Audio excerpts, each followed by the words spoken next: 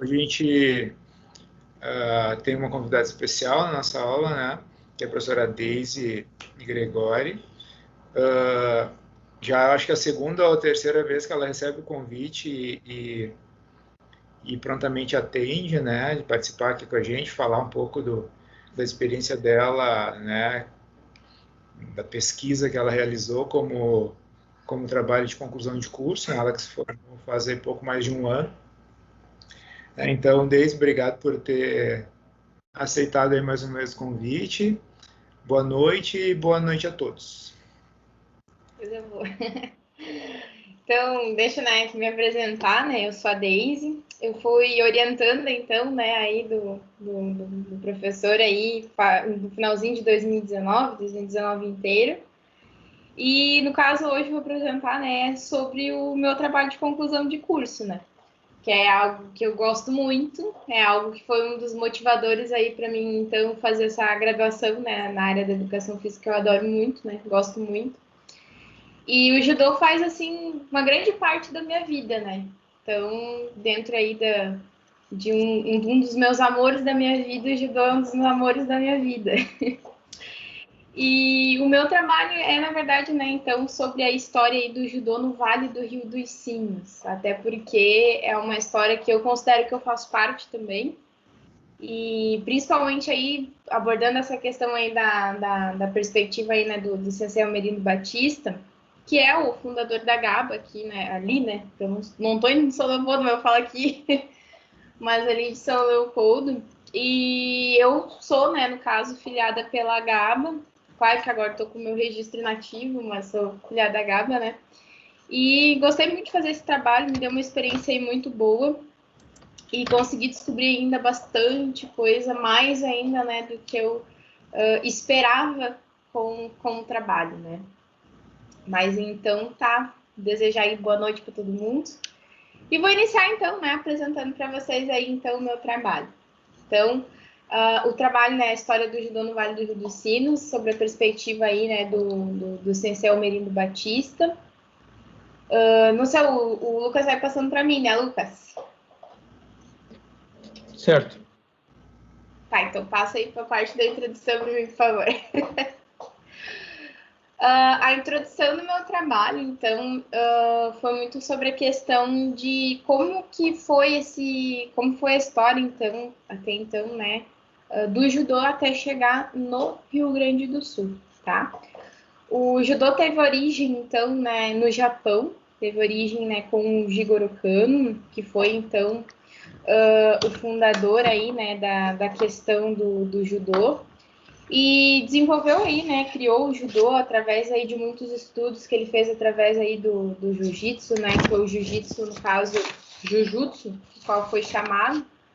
Ele utilizou, então, vários conhecimentos dessas artes, da artes aí, né, dos samurais, e transformou ela no judô, que seria uma prática, né, de uma atividade física, bem também como uma arte marcial, né, com o objetivo de não ser agressivo, e de ser praticado, né, por todo mundo, indiferente da condição, e que fosse uma atividade que não cuidasse apenas do físico, mas também cuidasse, então, né, da alma, que cuidasse aí dos aspectos filosóficos também, né?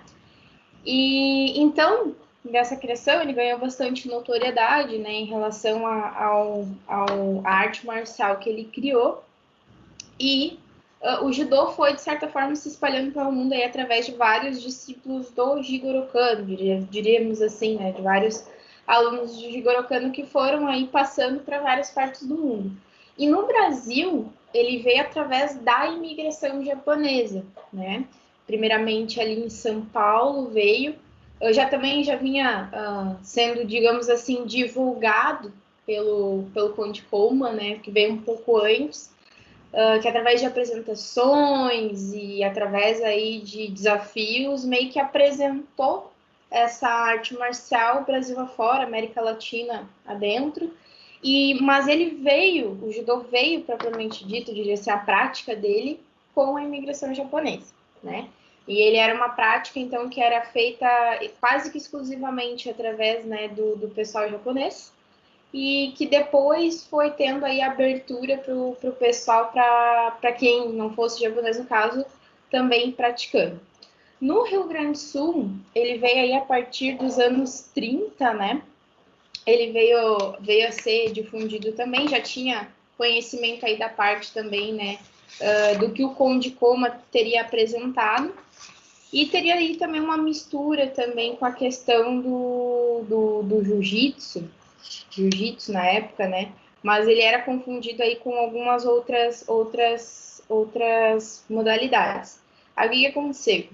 Vieram então esses japoneses, né, representando essa questão aí do Jigonkano, e vieram também para o Rio Grande do Sul numa forma de organizar isso e definir o que era o judô e o que não era judô, né? O que era jiu-jitsu e outras formas de luta e o que era judô. Então, a partir dos anos 30 que veio aí no Rio Grande do Sul uma onda mais forte, uma prática mais forte do judô, tá? Aí, Lucas, passa aí para mim, por favor. Aí no Vale dos Sinos, né, do que se tem conhecimento a princípio, antes de aprofundar na questão da perspectiva do Almerindo Batista, seria que teria tido aí dois grandes professores, que seria o professor Manuel Aparecido de Lacerda, que ele atuou em Novo Hamburgo, em Caxias do Sul, né, e na colônia japonesa, em Ivoti. Só que o professor Manuel ele veio de São Paulo, né? Ele veio com o intuito aí para o Rio Grande do Sul de organizar a parte da questão da arbitragem, digamos assim, do judô gaúcho. Também veio aí auxiliar na questão do curso de formação, né? Dos faixas pretas. E o professor Almerindo Batista, né? Ele seria o grande fundador da Academia GABA, que tem aí mais de 50 anos em São Leopoldo. Então, dentro da literatura do que tinha sido pesquisado, o que apareceu da região seria esses dois professores, né? O professor Almerindo Batista atuando em São Leopoldo e o professor Lacerda atuando mais em Novo Hamburgo. Então, seriam esses dois professores aí nessa área. Então, né, isso, tendo essa breve descrição aí de como que aconteceu, né, da história, desde lá do início até como que passou para o Brasil, como é que foi esse processo, e tendo aí um pouco de conhecimento, né, do que, digamos assim, como aconteceu no Vale dos Sinos, o objetivo, não sei se o Lucas passa aí para mim, mas o objetivo seria, então, né, com o trabalho, de escrever a história do judô do Vale dos Sinos segundo a perspectiva do mestre Almerindo Batista. Até porque, nos relatos ali, quanto à questão do professor Lacerda ter vindo para o Rio Grande do Sul, ele a vinda dele é mais tardia do que a própria fundação da GABA. A GABA foi fundada em 1970 e o sensei Lacerda teria aí atuado um pouquinho depois, quase ali, um pouquinho no final dos anos 70 para 80, ele teria vindo. Então, a ideia seria o quê? Pegar mais, né, essa questão da perspectiva, como é que foi que o Almerindo Batista trouxe, né, o judô, como é que ele conheceu, como é que era a região, se já tinha alguém, se não tinha alguém. Seria mais ou menos procurar dentro da perspectiva dele aí, descrever essa história de como que aconteceu. Porque a gente tem aí a visão que no Vale dos Sinos tem bastante difundida a prática do judô, tanto em escolas quanto em academias, né? E conhecer um pouco como é que foi esse processo é bem interessante. Sobre a questão da metodologia ali, Lucas, passa para mim, por favor. Da questão da metodologia, que a gente tinha discutido, eu, professor, sobre como seria feito, né, essa pesquisa. Primeiro aí, então,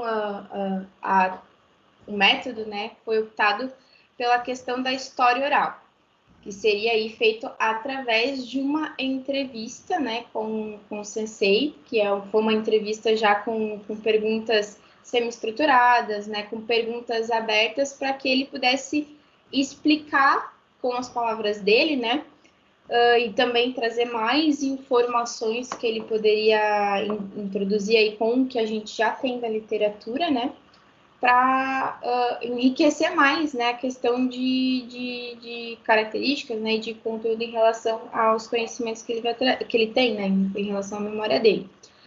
E aí eu separei, né, essas perguntas conforme 4 blocos, que seria ali da formação dele, o primeiro bloco, na verdade, seria sobre a questão da formação dele. Como que ele conheceu o judô? Né, seriam perguntas assim. Posso Oi, pode falar. Desculpa, já te interrompi, mas era só para reforçar para o pessoal que está te escutando e te vendo, que essa, digamos assim, história, né, do judô no Vale do Rio dos Sinos, e enfatizar que é na perspectiva do Sensei Batista, tá?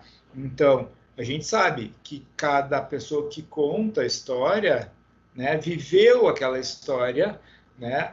Então, se a gente vai ter entrevista, se a gente fosse entrevistar outras pessoas também viveram, só que viveram essa história, né, de um outro ângulo, de um outro viés. A gente não quer dizer que essa é a única história, né? Essa é a história do judô do Vale dos Sinos na visão do Sensei Batista. E essa é uma metodologia que foi bem estruturada, bem organizada, né, para se explicar dentro de uma, né, se utilizando de uma pessoa, né, da informação da vida, de história oral, né, da vida do Sensei Batista, né, que é uma pessoa muito representativa no judô do estado e principalmente aqui na região do Vale dos Sinos, né, onde ele foi um cara que iniciou, né, o judô e está aí até hoje.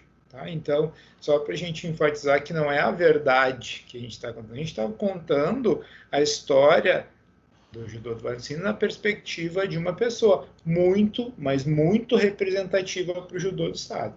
Tá? Exatamente. Como é que tu organizou, tu ia dizer, né? Como é que tu organizou, distribuiu, né, em blocos e tal, as informações que o Sensei Batista te passou num TCC pré-pandemia, né? A gente não imaginava que ia acontecer.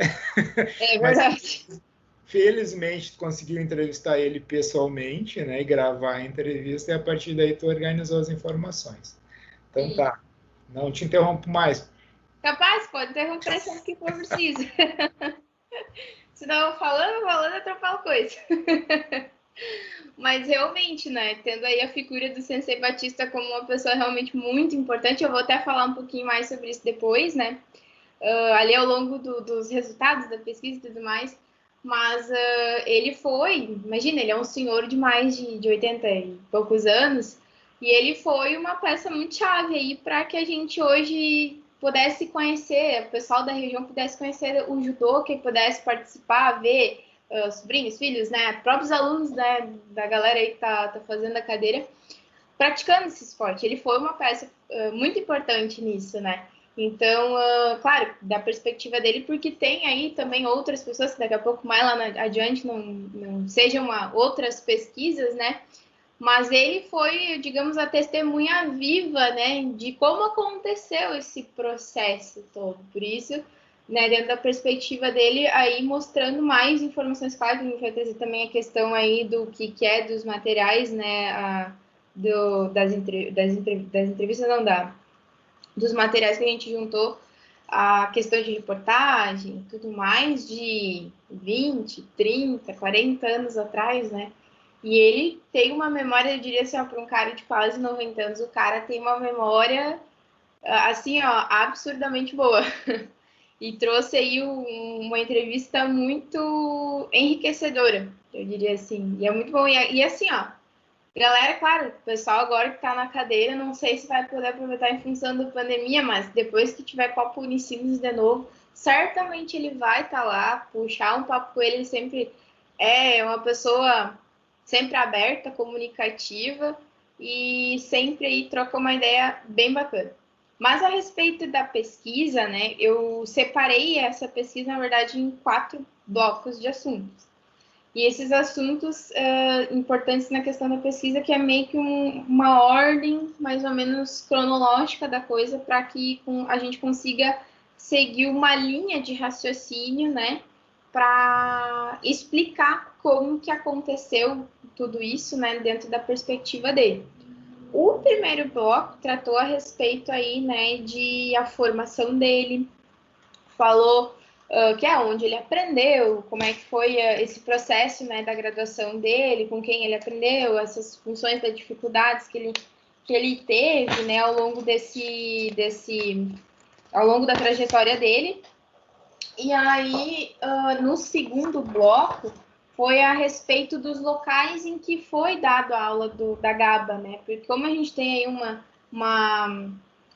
uma visão aí, né, de que a GABA tem vários locais onde tem aí representantes, digamos assim, do seu judô, era interessante entender como que aconteceu essa questão desses lugares, como surgiu, como é que foi? Foi ele que foi dar aula, não foi? Quem foi que tomou essa posição, representou a escola, representou a academia, né?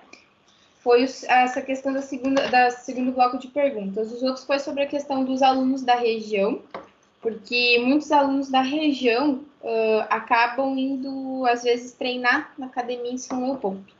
Né? Eu vivi isso porque eu não era de São Leopoldo, eu era de Dois Irmãos, e algumas vezes na semana ia treinar na academia. Não tinha só eu, tinha várias outras pessoas de Estância Velha, Novo Hamburgo, Campo Bom, e as pessoas iam até lá para treinar, né? E muitos desses pessoal que ia lá para treinar eram pessoas que iam lá para treinar para fins, às vezes de competição, se desenvolver, ou ia fazer um exame de faixa preta, né? E eu achei assim, não, vou, né, formar mais esse bloco de perguntas, porque dentro da história também do judô gaúcho teve muitos atletas, né, também que eram da GABA, acabaram indo para outros clubes, mas que foram muito importantes para o judô gaúcho também. Então, isso tudo, e não eram de São Leopoldo, eram de outras cidades também. Então, isso no terceiro bloco foi a questão abordada. E no último bloco foi a respeito de outros professores na região que o professor tinha conhecimento, como, por exemplo, o sensei Lacerda, né? Que ele tinha conhecimento, se ele já, quando ele iniciou, se já tinha outros professores ou não tinha, se tinha outros espaços que além dele pudessem dar aula, ou que dessem aula na época, né? Se ele lembrava disso. E um pouquinho, assim, falar a respeito, né? Um pouquinho de como que eram, né? Como que ele via, dentro da perspectiva dele, esse outro pessoal, né? E aí, a entrevista foi toda gravada com o meu celular, coitadinho, tá sobrevivendo até hoje, né? Teve aí também a questão do TCLE também. E isso tudo são processos aí que o pessoal que talvez esteja fazendo pesquisa e sabe aí como é que funciona, que é a parte burocrática da coisa. Então, a respeito dos resultados, né, a questão da formação do professor Batista, né, do Sensei Batista, perguntei um pouquinho, né, de onde ele era e tudo mais. Ele, na verdade, ele não é natural de São Leopoldo, ele é natural de Rolante, né? E ele hoje é um cara aposentado, reservista do Exército, e ele é o representante, então, e fundador da Academia GABA. Dentro do processo aí das perguntas, que eu fui perguntando para ele, bem abertamente para ele, falando, né? Perguntei como é que ele começou o judô, como é que tinha sido. E ele disse para mim que ele tinha iniciado o judô nos anos 60 e que ele tinha iniciado a fazer judô porque, na época, ele trabalhava dentro da parte mais administrativa do Exército, no que ele trabalhava em Porto Alegre.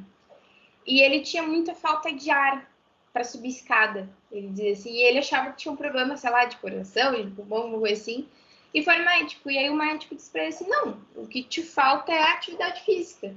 E na época ele disse que estava no batalhão dele, estava iniciando uma turma de judô com o professor Ubirajara, e ele decidiu que queria começar a fazer judô.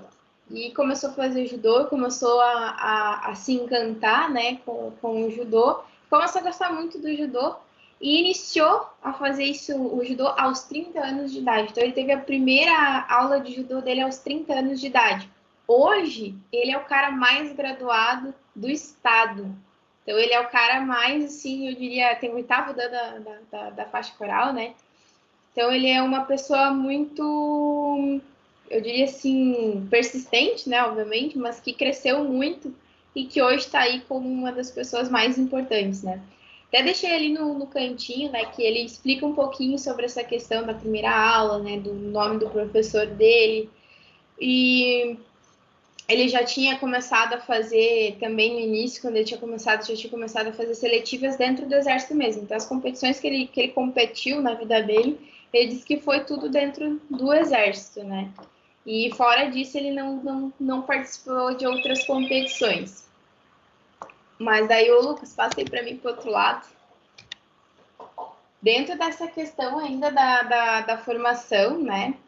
Eu perguntei um pouco como que funcionava na época dele a questão das graduações, né?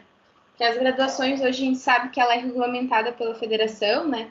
E como é que funcionava? Ele dizia que na época o professor se responsabilizava pela evolução das faixas, né? Não existia, que nem hoje a gente passa aí, tem todo um sistema de faixa branca, faixa cinza, faixa azul, né? Faixa amarela. E na época não tinha muito disso. Então, o professor graduava conforme ele achava que dava, né? E aí até a faixa marrom era o professor que graduava e depois ficava sob a responsabilidade da Federação de Pugilismo, né? Antes do Sensei até afundar a academia dele, não era a responsável, não era a Federação Gaúcha de Judô, era a Federação Gaúcha de Pugilismo que era responsável pelo judô. Então, depois disso, quem se responsabilizava pela graduação eram eles. Só que o pugilismo abrangia não só o judô, abrangia também outras modalidades, né? E havia certas dificuldades aí. E isso já na literatura já traz bastante coisa sobre essa questão das dificuldades. E ele comentou um pouquinho sobre isso, né? Depois ele comenta muito que dentro dessa parte da formação dele, que ele teve com o professor Virajara, que se desenvolveu dentro do exército, ele, junto com outro pessoal, ele disse que deu uma pressionada, de certa forma, aí, para que ocorresse a primeira turma, né, de faixas pretas. Porque o que acontecia, segundo o relato dele? Que o pessoal chegava lá, né, na comissão, e chegava lá para fazer o exame da preta, e não tinha, eles não sabiam o que caía na prova, não sabia o que era Nagano no Kata muitas vezes, pagava a taxa, fazia a prova, mas não sabia como que ia ser a prova. Então, tinha muita dificuldade nessa questão, não existia um curso, existia o exame. E nessa questão, ele disse que como ele não sabia, ele procurava formação fora, além do que ele tinha com o professor dele. E ele acabou procurando o Toru Obata, que é um dos hoje, né, até não sei se ainda está vivo, mas ele era um dos japoneses que vieram para o Rio Grande do Sul, que tinham conhecimento aí do judô do Jigoro Kano, né, da Kudokan, da escola do Jigoro Kano, e que tinha em Porto Alegre uma academia.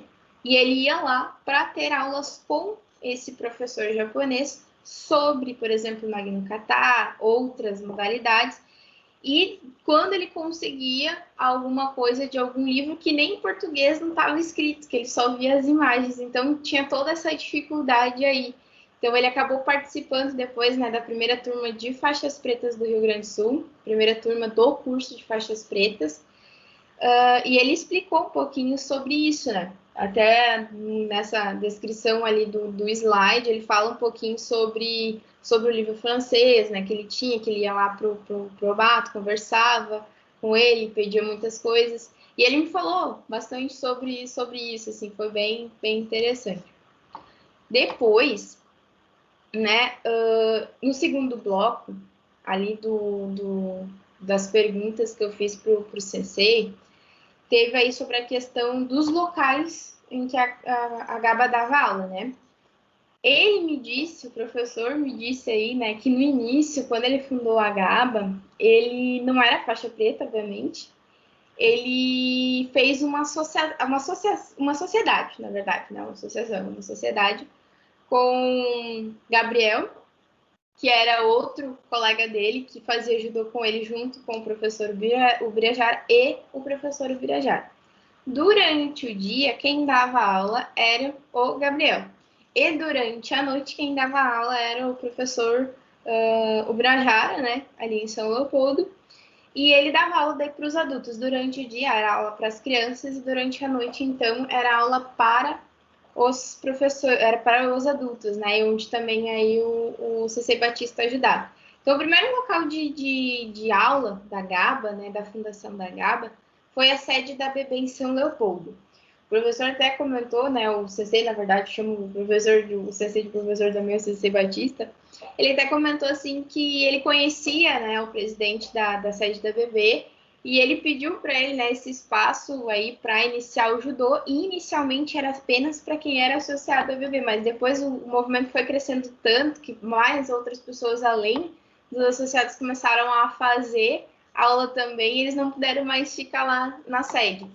Mas quando né, eles puderam, eles ficaram lá e foram aumentando cada vez mais. Até ele comentou que a sociedade deles foi assim, que um comprou 7 tatames, outro comprou mais 7, outro comprou mais 7, se uniram, montaram os tatames lá e começaram a dar aula, né?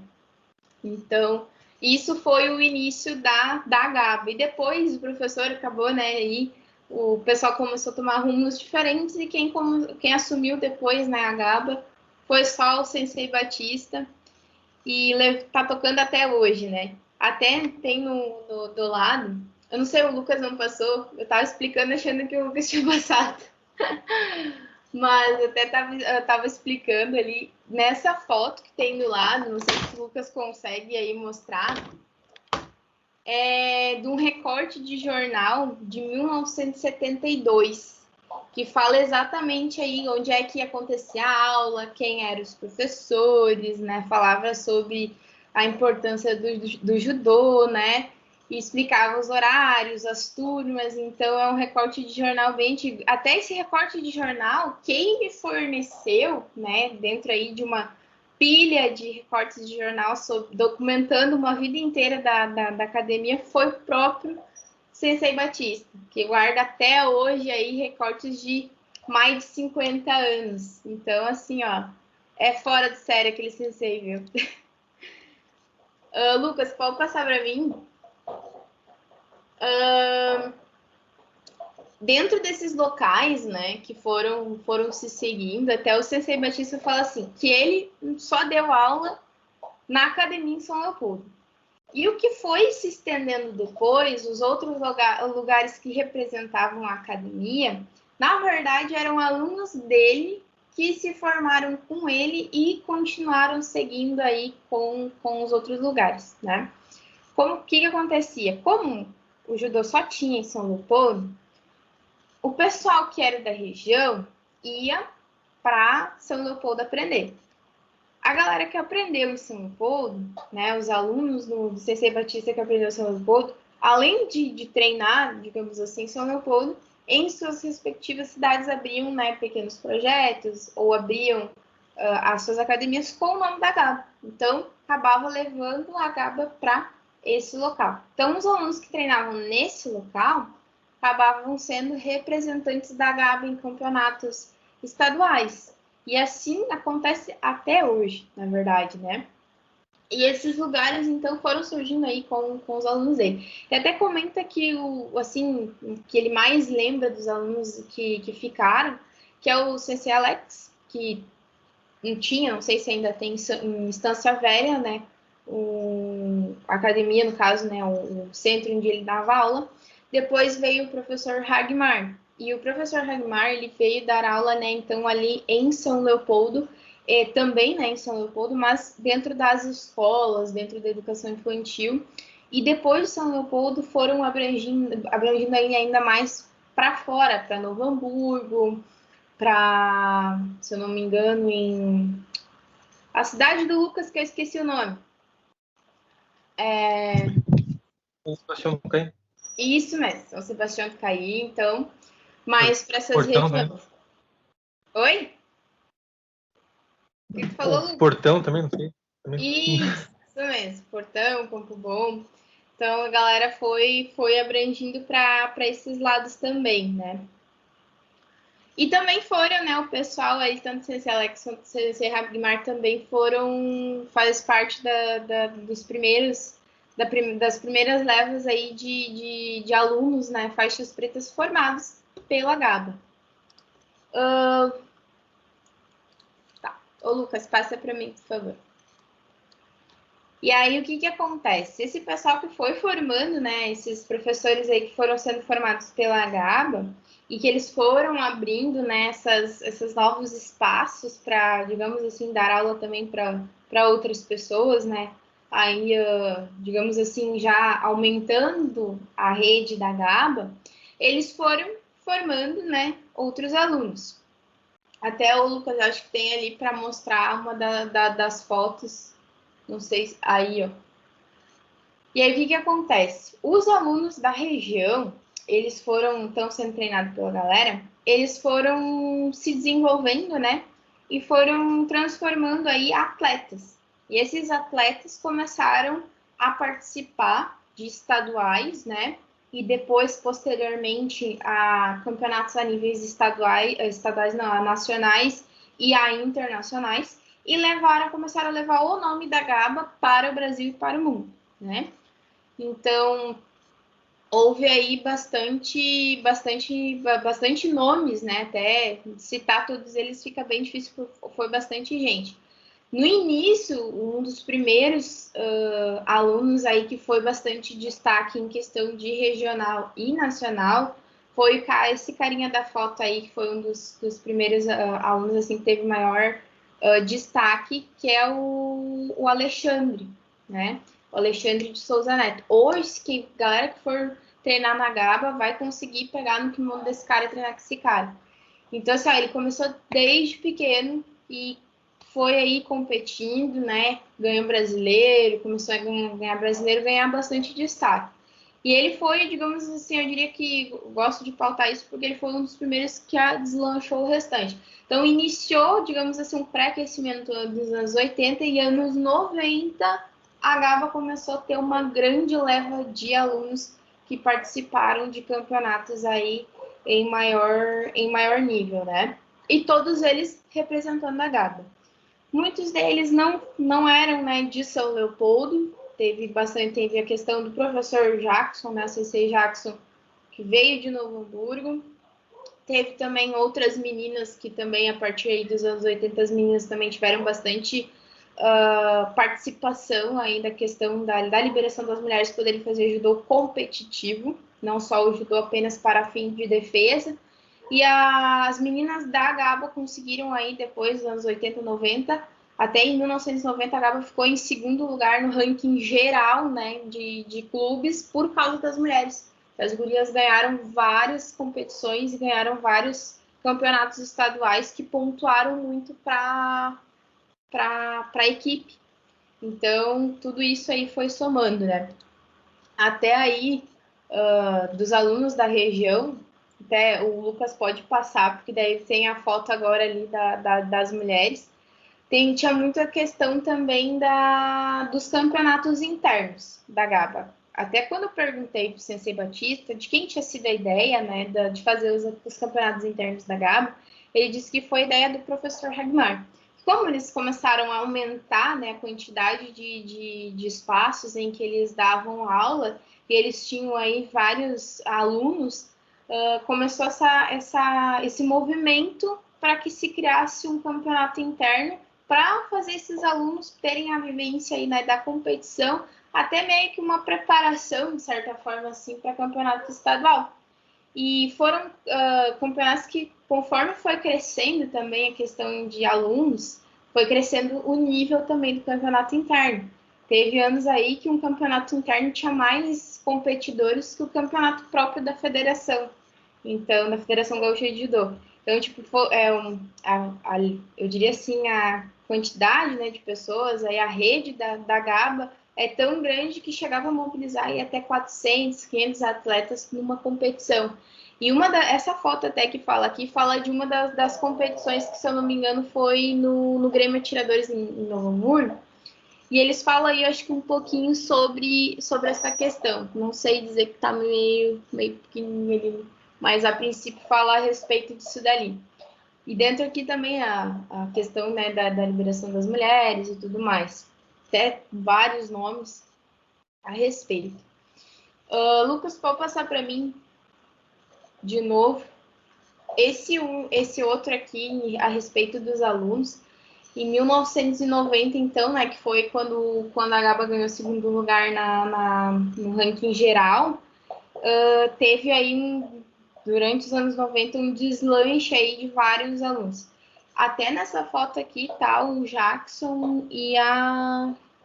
Ai, não lembro como é que é o nome, mas tá ali a outra moça, que foram dois que foram para a competição aí, né, a nível nacional e também internacional, que eles foram destaque também, que eles começaram a ir para fora do Brasil. Dentro dos anos 90 também, teve a questão aí tanto do Sensei Moacir Mendes, que hoje a gente é uma referência, né, para nós aqui do Rio Grande do Sul, em termos de várias técnicas, que é conhecida Brasil inteira, né? Se eu não me engano, é o Rei do Nevazá, né?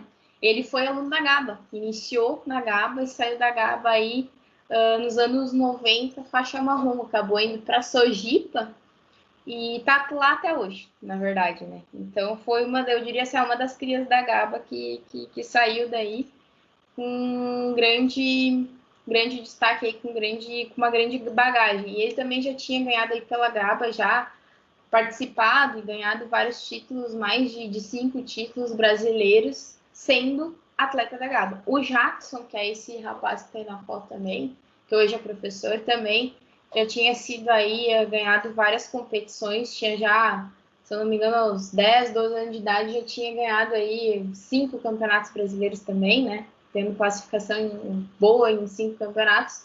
E participados aí da seletiva do PAN, participado aí também torneios internacionais, como no Uruguai.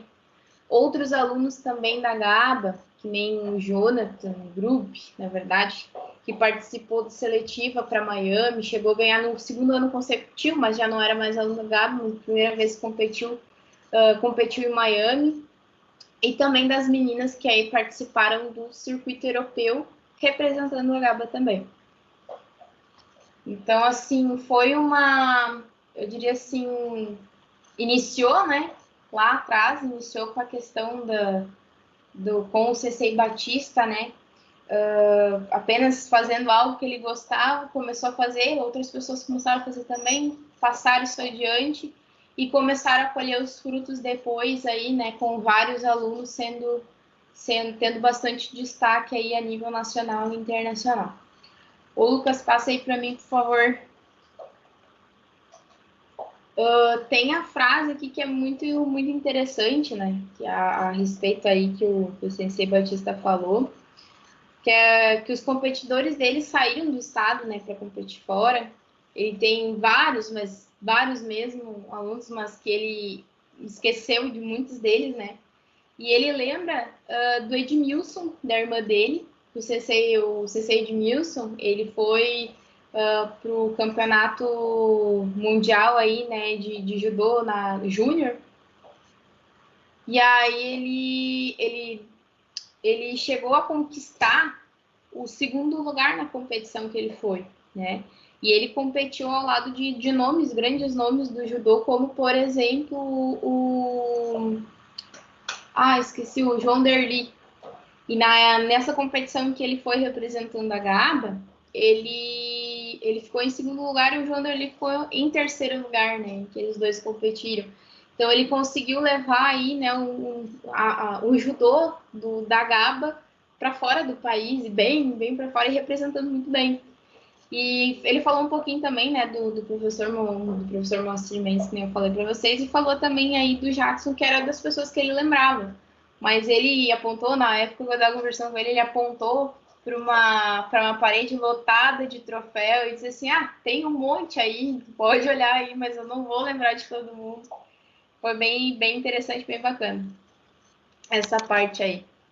Mas bem isso aí. Então, na década de 90, né, seguiu aí com vários destaques aí, né, também estaduais, nos anos 2000 também, aquele cara que eu mostrei para vocês lá no início, né, o Alexandre lá de Souza Neto, ele também conseguiu, né, na modalidade sênior aí o campeonato, ele conseguiu conquistar o primeiro lugar no Campeonato Brasileiro na categoria dele. Então, ele já veio desde os anos 80, quando ele era criança, já veio, né, tendo aí vários destaques a nível nacional, e ainda depois de adulto, ele ainda conseguiu aí insistir e correr atrás, e conseguiu aí também trazer outras premiações para ele, né, obviamente, mas para a academia dele. E tem também um destaque do sensei do Marcelo Schossler, que foi também nosso colega, né, da Unicinos, que ele aí adquiriu terceiro lugar, né, conseguiu o título também de veteranos aí na competição que ele foi. E também tem um destaque que a gente fala aí sobre o judô de inclusão, que a gente tem aí o nosso Paulinho, né, que é o Paulo Henrique aí, que ele também conseguiu conquistar aí o título mundial de judô para todos na Holanda, quando ele participou. E também levando aí o nome da GABA para fora do país, aí fazendo uma representação muito bacana. Ô, Lucas, eu acho que eu não pedi para tu falar, mas o que eu estava falando era desse slide último que eu estava falando a respeito aí do Paulinho. Pode passar para o outro já, se tu quiser. Que daí aí é referente ainda aos campeonatos internos, né? E quando eu perguntei também a respeito aí dos campeonatos internos para o Sensei Batista, ele falou que era uma forma também, né, deles divulgarem o esporte na região. E ele fala ali também, eu trouxe a fala dele um pouquinho, que sobre essa questão do Sensei Hagmar fazer a maior força aí para ele fazer os campeonatos, e que deu muito certo, né? E aí eles estão aí com o campeonato até hoje. Essa aqui também é uma das reportagens aí de 1990, que está completando 30 anos, né, gente? De tanto tempo. Mas também aí fala sobre a questão aí dos campeonatos internos, né? Eles faziam divulgação bastante aí nos jornais. Lucas, pode passar para mim ali, por favor.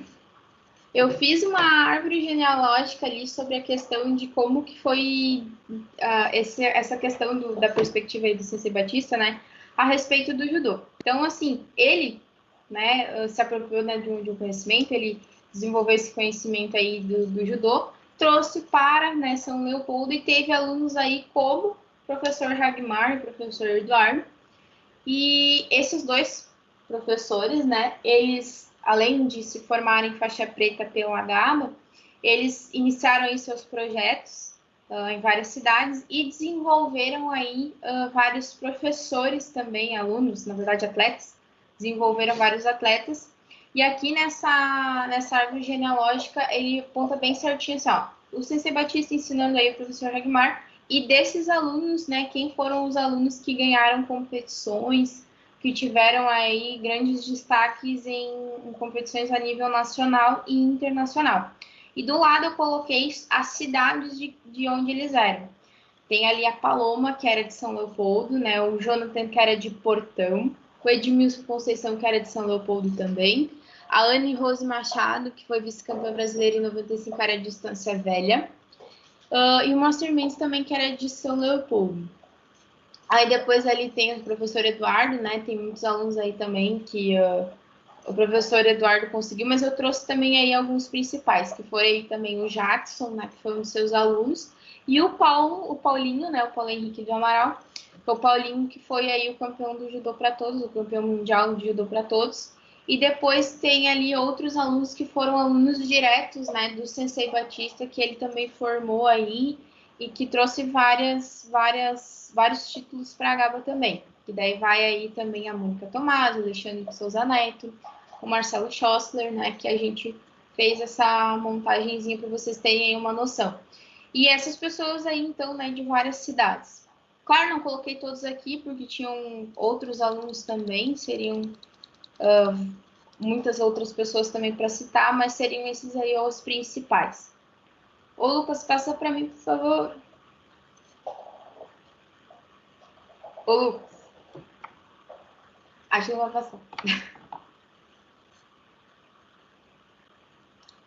Acho que o Lucas dormiu.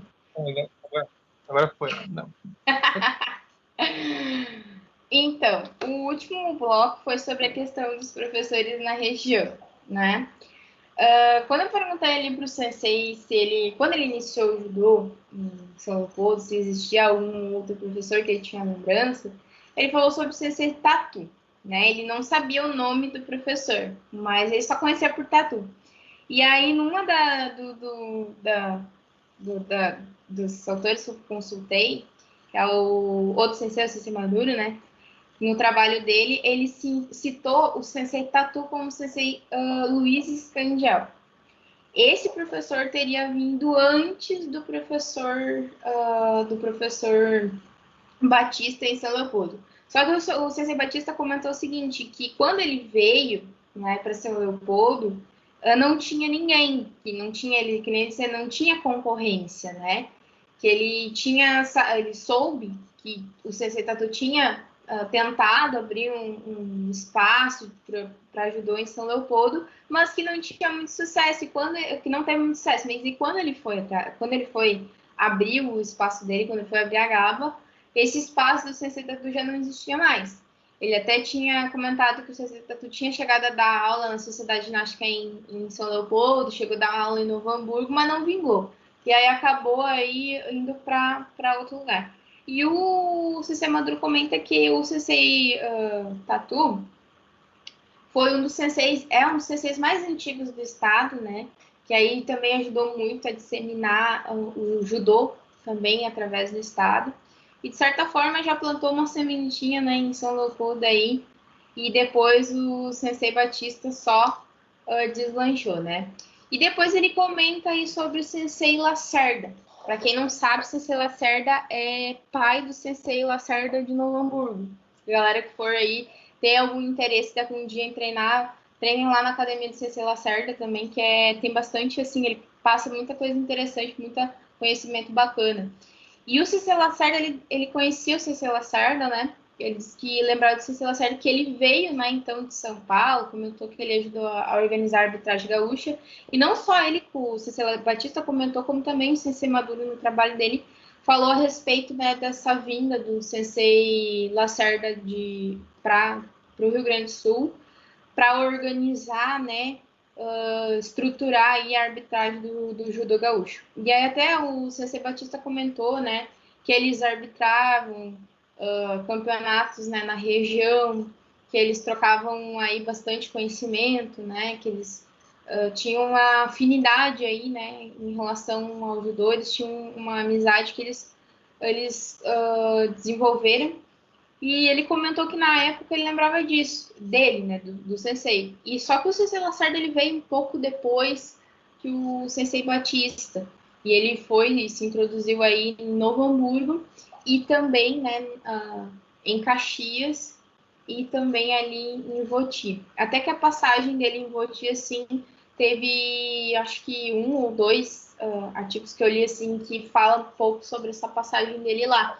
Que ele dava aula para o pessoal de descendência japonesa ali em Voti, que era uma forma de eles cultuarem aí, né, as tradições do seu país natal, de uma forma de relembrar e de uma forma aí também de manter viva aí a cultura deles. Então, fala aí um pouquinho sobre isso, dentro dessa questão. Até nessa reportagem que tem aqui do lado, que é um recorte de jornal, né, de 1980, ele fala sobre um dos campeonatos que teve na região e fala um pouquinho sobre quem foi o corpo, né, de árbitros ali dos professores e comenta sobre o Sensei Batista e sobre o Sensei Lacerda como professores, treinadores e árbitros da competição. Aí comenta um pouco, né, quem foram os vitoriosos, as categorias, como que ocorreu todo o campeonato. Dentro dessa perspectiva. E é algo que aí confirma muito sobre o que tanto o Sensei Batista fala, como também aí a literatura também apresenta, né? Então é bem interessante. Ô, Lucas, pode passar para mim, por favor? até nessa questão aí, né, dos professores aí bem interessante, que é bem essa questão mesmo do que era a visão, né, do Batista. A princípio, né, dentro do que ele tinha por conhecimento, eram essas pessoas aí que estavam presentes aí, fazendo também essa disseminação do judô na região. Mas, então, aí, né, como conclusão aí do trabalho, né, como o objetivo do trabalho era essa questão aí de descrever a história, né, do judô do Vale dos Sinos, se concluiu aí que esse processo, né, essa história, essa disseminação do judô, ela, dentro da perspectiva do Sensei Batista, obviamente, ela aconteceu da seguinte forma, que o judô veio, né, através do Sensei Batista como o principal, como o ramo principal, e ele foi aí, né, formando professores que ramificou, né, esse conhecimento para a região. Então, ele foi importante aí os outros professores que ele formou, os alunos dele, né, disseminarem isso. Quer falar alguma coisa, Suzane?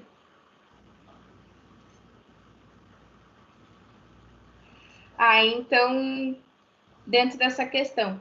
Então, esse processo, né, de passagem do conhecimento do mais antigo para o mais novo, né, essa foi a base para que essa ramificação acontecesse, né, no Vale dos Sinos. Tanto que essa ramificação, ela reflete ainda hoje. Falando, né, de uma forma, digamos, mais fora, assim, da questão do artigo, se for avaliar, né, grande parte do pessoal que dá aula nas escolas, que tem aí o seu projeto de bairro, diria assim, de certa forma, passou por alguém ou conhece, né, algum colega, alguma coisa assim, que é dessa ramificação. Eu me coloco muito nessa situação também, porque eu aprendi judô na minha cidade, e eu aprendi o judô com um aluno do Sensei Alex, que o Sensei Alex aprendeu aí, então, né, do Sensei Batista. Então, a que nível que o judô passou por várias pessoas até chegar a mim. Então, isso foi muito importante. Para mim, o judô foi muito importante. Aprendi ele durante a minha adolescência. E hoje a base aí do conhecimento que eu tenho foi aí o fato do Sensei Batista ter começado a fazer judô por uma questão de saúde. Então, hoje eu só sei judô porque ele decidiu fazer judô por uma questão de saúde. E é muito interessante isso, que talvez se ele tivesse optado em jogar futebol em vez de ter feito judô, talvez hoje eu não estaria fazendo essa apresentação de trabalho, que é o mais legal sobre essa questão, né? Então, foi dentro dessa perspectiva, a conclusão foi essa, né? Que o judô no Vale dos Sinos teve essa questão da passagem do conhecimento, né, do mais velho para o mais novo. Então, o Lucas pode passar ali, que tá até acho que escrito errado ali, Lucas. Que aí tem a questão do princípio, né? Que é um princípio que o Jigoro Kano colocou. Tá escrito errado ali, gente, mas é conclusão, tá? Como o judô foi desenvolvido, né, por Jigoro Kano, e o objetivo dele era não só que o judô fosse algo para desenvolver o corpo, mas também desenvolver as partes filosóficas, né? Ele tem aí a questão também do Jita Kyoei, que seria prosperidade e benefício mútuo, né? Seria a representação exatamente dessa passagem de conhecimento do mais velho para o mais novo, como algo não só inteiro para mim, mas como um conhecimento que eu passei para o outro, tanto para a prosperidade de um quanto para a prosperidade do outro, eu diria assim. Então, de certa forma, isso se espalhou com esse princípio, né? Talvez até intrínseco à questão, talvez não fosse tão, vou praticar o Jito Kyoei, não é isso, mas assim, tão natural, que hoje a gente se beneficia disso, eu me beneficiei disso, e foi bom para todo mundo, né? Eu diria assim. A chucro modo falando, mas dentro desse princípio filosófico aí é que se baseou todo esse desenvolvimento, que é muito bacana, né? Que tu vê aí que algo pensado aí há mais de não sei quantos anos atrás ainda prossegue até hoje, né? E estamos aqui apresentando um trabalho falando sobre algo que tá sendo bom, tá sendo bacana para todo mundo que faz parte ainda.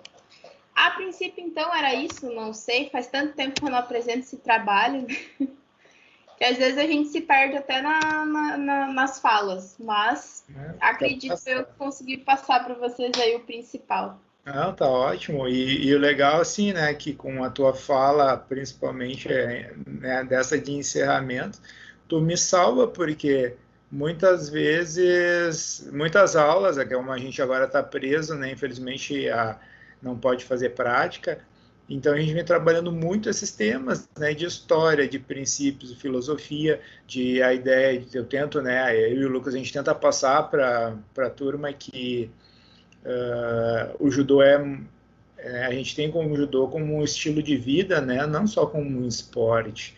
E trabalha lá de trás a filosofia que Jigoro Kano, né, colocou junto do judô a ideia né, dos princípios do Jito Kyoei, né, prosperidade e benefícios mútuos, e agora me esqueci o outro. Ajuda aí. Faz tempo que eu não. Não faz tempo. Também não lembro. O Ju, o princípio da suavidade. Sim. E o outro. Ajuda aí, Lucas. Pô, tu que é o cara da memória. Ixi. Hã?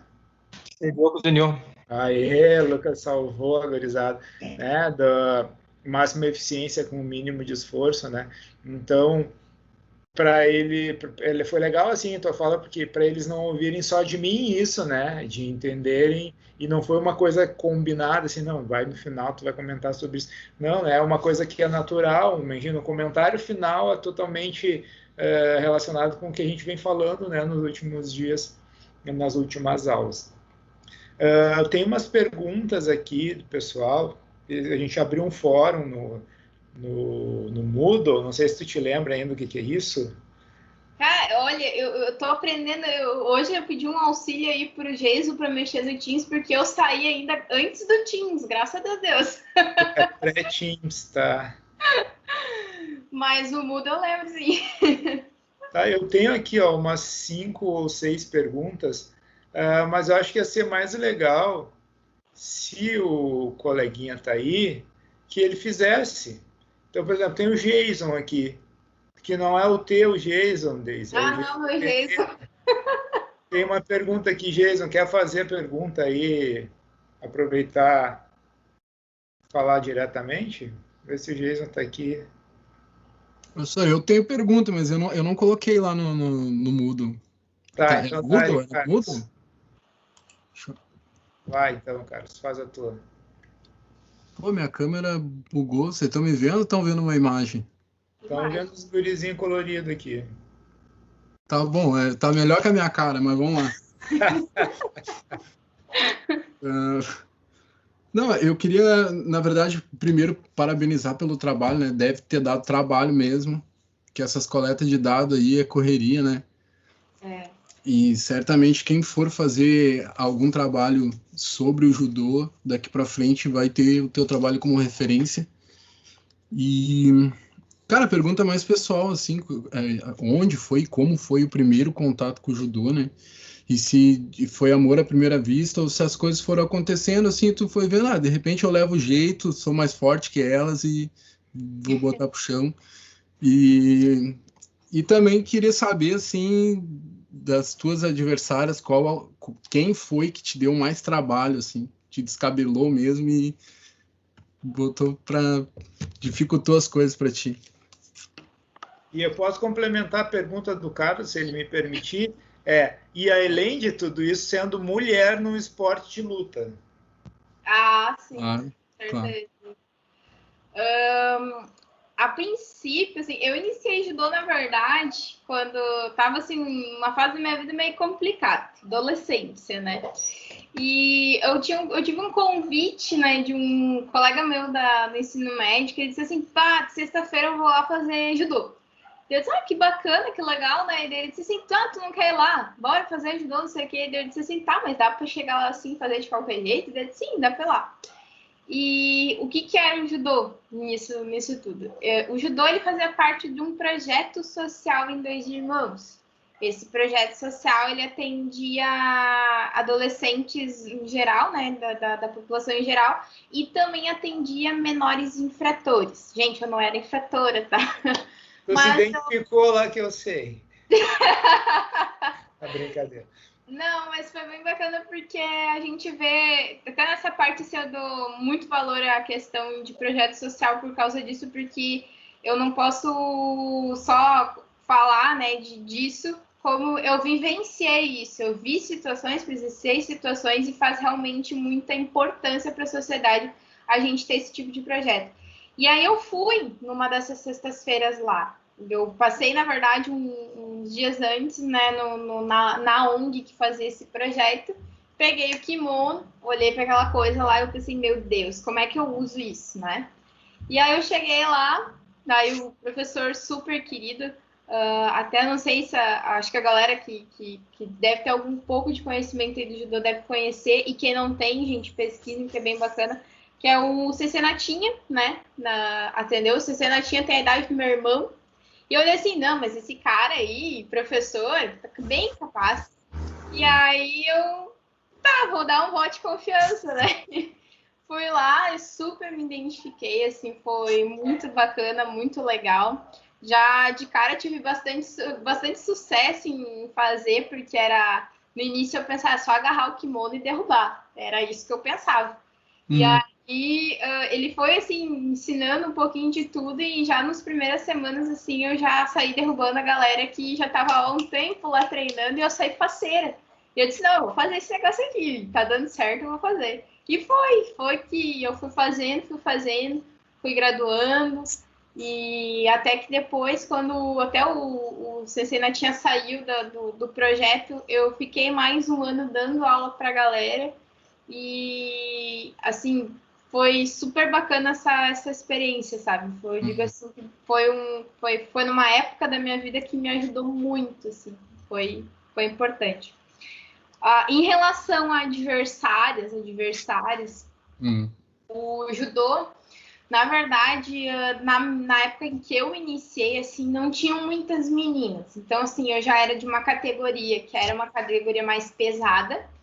E quanto mais leve, mais gente tem aí para competir. Mas eu era uma categoria mais pesada, então, assim, tinha às vezes uma menina, duas meninas.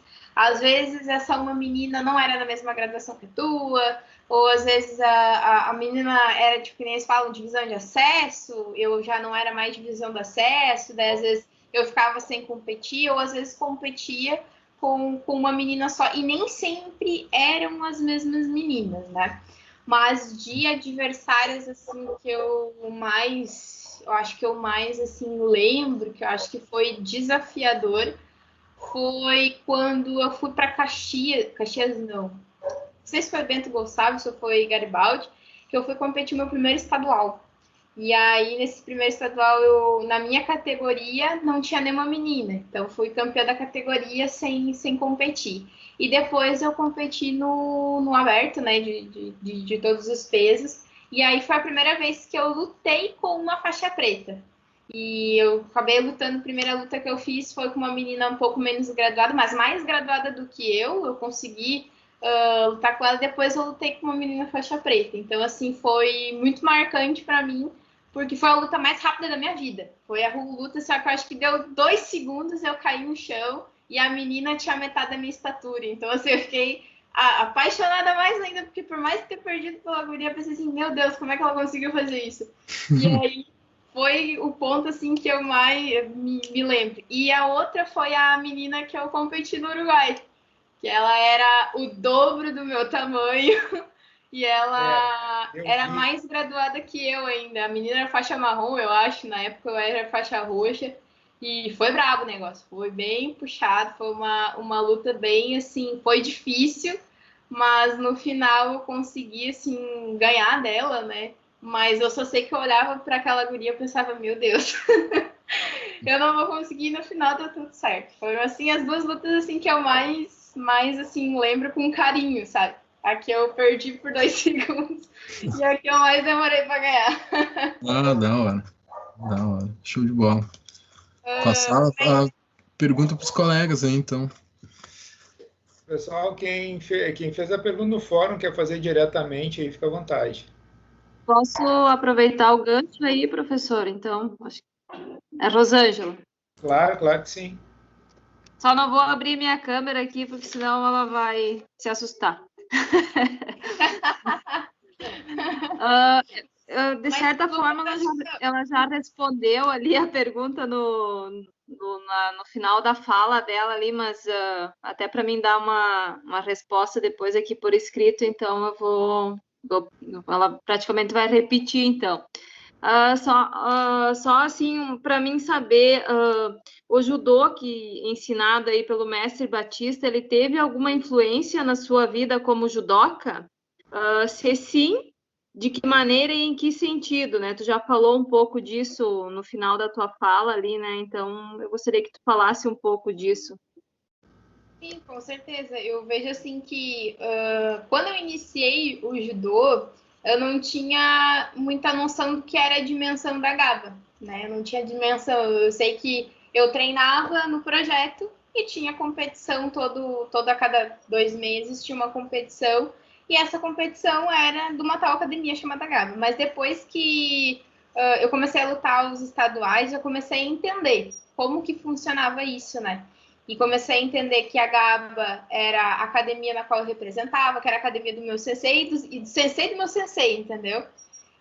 E eu comecei a entender. E aí foi nesse meio tempo aí que eu fui conhecer a figura, né, do Sensei Batista, e escutei inúmeras histórias, né, sobre essa questão aí dos alunos dele serem alunos que tiveram grandes feitos, né, sobre várias outras pessoas que tiveram grandes feitos dentro da GABA e que passaram várias coisas para a gente. E eu acho muito bacana isso, porque quando tu vai na GABA lá, tu treina, tu consegue pegar no kimono de um campeão brasileiro. Tu vai lá e treinar e tu consegue, daqui a pouco, dependendo do dia, pegar no kimono de um campeão mundial, entendeu? É muito bacana por causa disso. Mas que nem eu falei antes também na questão ali do final da apresentação, é que, cara, se o Sensei Batista não tivesse a atitude que ele teve de querer assim, nossa, esse negócio é muito legal, esse negócio é muito bacana, isso é uma coisa que eu quero passar para mais pessoas, eu quero que mais pessoas aprendam, talvez, se ele não tivesse tido essa atitude, se ele tivesse só feito uma atividade física e não tivesse aberto a GABA, talvez eu não saberia sobre o judô, talvez eu não estaria feito educação física, talvez eu não seria professora de judô e não estaria apresentando hoje esse trabalho. Então, para tu ver como a atitude dele em questão de querer passar isso adiante foi essencial para que hoje a gente possa discutir sobre isso aqui, né, na sala de aula, digamos assim, e que a gente tem esse estilo de vida diferente. Eu tenho esse estilo de vida diferente e o pessoal também, como o próprio Lucas, né, também ter esse estilo de vida, né? Então, pensa que isso reflete e ainda vai refletir muito adiante essa vontade dele, né? Que é bem bacana. Legal. Obrigada. Chegou a lutar com ele?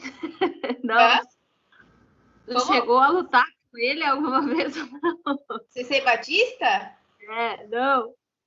Sim. Sim. Pior que não, eu nunca cheguei a treinar com ele, mas ele treina ainda e dá pau nos novinhos. Não com força, eu digo assim, aquela coisa o máximo de eficiência com o mínimo de esforço, é isso que ele leva. Quem vai treinar com ele tem essa percepção. É um cara de 80 anos, mas se facilitar te deixa de lombo no chão. O Sensei Batista é famoso ali, ele ainda tem academia, né, junto, academia de musculação, junto, tem jiu-jitsu também, se eu não me engano, se ainda tem, né, na GABA e tal. Mas isso que o pessoal se assusta quando chega lá e vê o Sensei Batista fazendo supino com mais cara que muito guri novo aí. Então não dá para brincar muito, né? Pegou no kimono dele, tem que ter respeito e se cuidar, né? Porque senão a coisa fica feia. Pessoal, mais alguém aí quer fazer alguma pergunta, algum comentário? Eu tenho uma pergunta para você. Renan, vai lá, Renan, pode falar. Bom, vou fazer a pergunta aqui e daí depois eu só complemento no final, que eu postei no fórum, mas não tinha complementado. O princípio do Gita Kyoei era realmente praticado no Vale do Rio dos Sinos lá na época de 1970, quando a gente teve a fundação da Academia Gaba. E aí a outra parte da pergunta. Ele ainda era praticado, respeitado até o ano da criação da pesquisa que tu fez, que foi em 2019? O que eu quis dizer, se não se perdeu nesse meio tempo, se era praticado e continuou a ser praticado, respeitado até hoje, assim, digamos assim. O Gita Kyoei seria nessa questão da passagem, pelo que o meu entendimento, né? Seria exatamente essa questão da passada do conhecimento do mais velho para o mais novo, né? Então, tu tem que pensar assim da seguinte forma. Esse princípio, ele, digamos assim, ele não está escancarado na prática. Ele está intrínseco à prática, entendeu? Então, o que acontece? O Sensei Batista, o princípio dele foi o quê? Eu vou levar, imagina, ele treinava em Porto Alegre. Vou levar o judô para minha cidade para ensinar para a galera de lá, para ensinar uma coisa bacana para a galera de lá. O que aconteceu? As pessoas de São Leopoldo que praticaram o judô, elas continuaram com isso depois, porque tem aquele pensamento, eu me formei em faixa preta, eu não preciso treinar mais, eu não preciso fazer mais nada. O que aconteceu? Que não foi isso que aconteceu. A galera continuou treinando e fez exatamente a mesma coisa. Eu acho que bacana seria se eu pudesse ensinar para alguém, se eu me tornasse professor. E a galera foi fazendo assim. Não, vou pegar e vou ser professor, que nem o professor Hagmar. Foi lá, iniciou a parte do judô na educação infantil, começou nessa questão das escolas, também depois começou a passar isso adiante, né? E os alunos dele, digamos, o Sensei Hagmar é o professor, até o Sensei Jackson também dá aula, continuou dando aula. Foi aluno do Hagmar que foi aluno do Sensei Batista. Então, a ideia do benefício mútuo é que o próprio judô é um benefício para a sociedade, entendeu? Que o judô traz valores, traz não só a questão da atividade física, como ele traz valores filosóficos, né, para o pessoal, que a galera vai passando adiante como algo assim, tipo, eu me formei em faixa preta agora, ou até mesmo antes de se formar faixa preta, já tem aquele pensamento assim, eu gostaria de ser professor de judô para passar isso adiante, para ensinar pessoas, para ter crianças, para ter aquela galera, para ter aquele, digamos assim, a tua comunidade, né, para tu praticar aquilo que tu conhece, acredita, estudar formas diferentes, né, de aplicar um golpe, ou de fazer uma forma diferente, e também passar as informações do judô como história, como até as frases do Jigoro Kano, as frases que ele traz como conhecimento de vida, como reflexão, tudo isso aí passando dentro da comunidade, né, para ir abrangendo ainda mais pessoas, né. Então, o princípio do Gita Kyoei seria isso, seria passar o judô, passar esse conhecimento do judô adiante. Para mim, hoje, eu encaro que, como eu faço parte dessa teia, eu também estou praticando isso, eu também estou fazendo isso quando eu decidi de abrir a minha turminha de judô lá na escola. Só que eu agora não estou mais em São Leopoldo, não estou mais em Dois Irmãos, eu estou em Taquari. Então, eu estou passando já fora de São Leopoldo, fora da região do Vale do Sino, já estou indo para outra região, estou indo para o Vale do Taquari. Então, isso vai tomando proporções tão grandes, né? Que a gente vai aí passando barreiras. Até o Sensei Batista, na época que eu fiz a conversa com ele, que eu entrevistei ele falou a respeito do Sensei Edmilson, né? Que ele e a irmã dele já tinham anos, né, de judô, e eles não estavam nem no país. Então, tipo, tu imagina, o conhecimimo que ele teve com a Gaba aqui, ele levou para fora do país, entendeu? Então, tipo, é uma cascatinha, assim, vai indo um atrás do outro, tu vai passando aquilo e tu vai vivendo daquilo, tu vai passando aquele teu estilo de vida, mais pessoas vão aderindo àquilo ali e vai passando adiante. Então, eu acredito, assim, que ainda hoje, com certeza ainda hoje, acontece essa passagem aí de conhecimento que vai ainda sendo feito esse princípio do Jita Kyoei. Até certamente eu, daqui uns anos, vai ter alunos meus que vão estar dando aula. Eu tinha assumido um projeto de Sensei Matinha no bairro na Roselândia, e tem já alguns alunos ali que já são mais velhos, que alguns continuaram fazendo judô também, com o próprio Sensei Lacerda, que daqui a pouco eles já vão estar fazendo judô, vão estar dando aula de judô, que eu lá no início dei o primeiro passo para fazer o judô, eles continuaram fazendo e vão passar isso para outra pessoa. Então, acredito que isso ainda vem acontecendo e, se Deus quiser, vai perdurar ainda por muito tempo. Então, entendi. Muito obrigado, tá? Desculpa. Aí, para a gente ir encaminhando para encerrar, que faltam poucos minutos aqui para a gente terminar, vou fazer 2 perguntas ali que eu vi que não foram... tu não comentou ainda, né, não respondeu. Se o Sensei Batista, em algum momento, ele citou dificuldades com relação a preconceito da sociedade da década de 70 lá, e a outra é com relação a atualmente, né, como tá, se tu sabe, né, se tem algum aluno ou algum judoca de inclusão ali na GABA. E daí eu já vou responder a segunda parte dessa pergunta, que é se tem turmas especiais. Não, né? Não existe turmas especiais, né? Então, os de inclusão, eles são incluídos nas equipes, né? E não sei se tu tem se tu sabe essas 2 coisas, né, com relação a preconceito na época, no início lá do Sensei Batista, e com relação aos alunos de inclusão, se tem turma e tal, se tem algum na GABA atualmente. Tá. A respeito do Sensei Batista, ele falou que no início as pessoas achavam que o judô era algo marginalizado, que vai aprender judô para utilizar aquilo ali como meio para fazer outras coisas ruins, né? E ele fala sobre isso, e que uma coisa para combater isso, né, ir contra isso, é que nas semanas que tinha desfile cívico na cidade, ele fazia apresentações, né, ele mostrava, tipo, todo mundo com kimono alinhado, e ele fazia essa divulgação positiva do judô, né, para tirar essa questão negativa do judô. Até no material mesmo que ele me entregou, a respeito das várias reportagens que ele guardou, né, da escola, né, da GABA, tanto além das reportagens quanto a questão de feitos que a GABA teve dentro dessas coisas algumas notas de repúdio quanto à questão de a própria imprensa, né, pegar e vincular, por exemplo, alguém que cometeu algum tipo de delito como, o cara praticava tal coisa, e ele colocava lá, ele dava a cara dele e dizia assim, não, esse tipo de pessoa não frequenta a nossa unidade, não faz isso, não faz aquilo.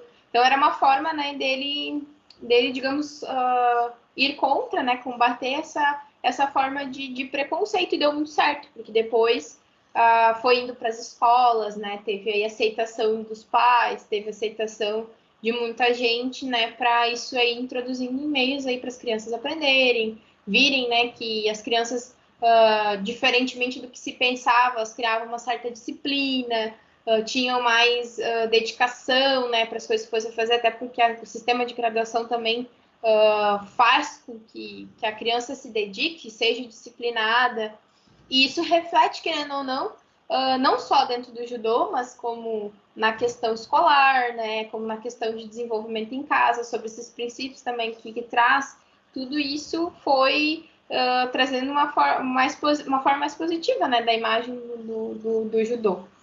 Agora, quanto à questão da inclusão, não existe. Na verdade, sem meu conhecimento, não existe uma turma de inclusão. Nem o Paulinho, nem sei se ainda o Paulinho está treinando, acredito que esteja treinando ainda na GABA. O Paulinho treinava com a gente, pegava no kimono nosso e treinava com nós, e não tinha essa assim, tipo, aliviar entendeu? Não, vamos treinar, fazer, tem tanto um golpe específico que a gente aprende normalmente a fazer o golpe e ele sabe fazer melhor que nós o golpe, e é o golpe secreto dele lá, e se facilitar, tu cai no chão. Não, cai mesmo.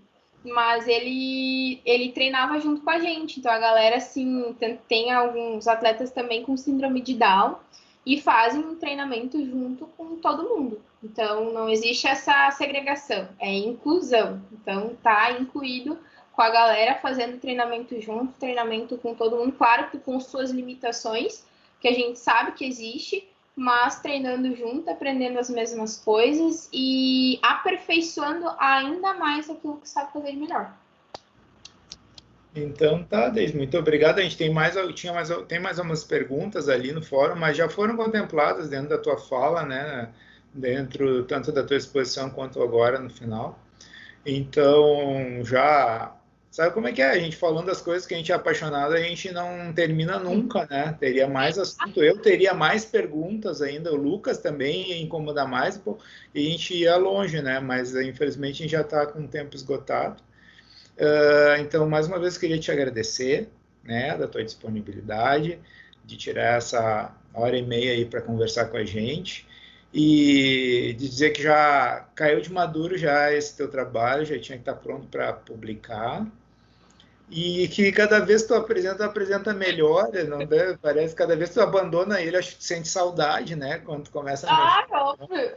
E cada vez que tu é apresentado melhor, então eu fico super satisfeito de ter, né, de alguma forma ter te empurrado para fazer também, né, te dado aquele, então vai, sabe, e aí tu foi e desenvolveu super bem, fico super feliz de ter participado.